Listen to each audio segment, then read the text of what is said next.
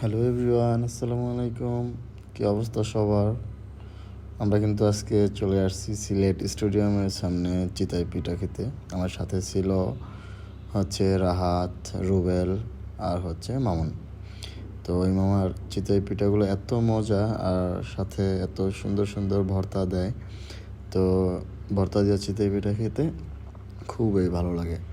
তো আর বিশেষ করে সরিষা ভর্তার যে ঝাঁজ, আমি তো খেয়ে একদম আমার অবস্থা পুরো খারাপ হয়ে গেছে। রাহাতের অবস্থাও একদম দেখতেই পাচ্ছেন আপনারা।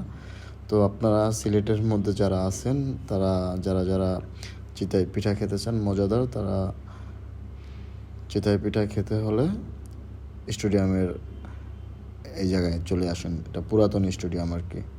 এখানে চিতাই পিঠা, ঝালমুড়ি আরও অনেক রকমের খাবার পাওয়া যায়।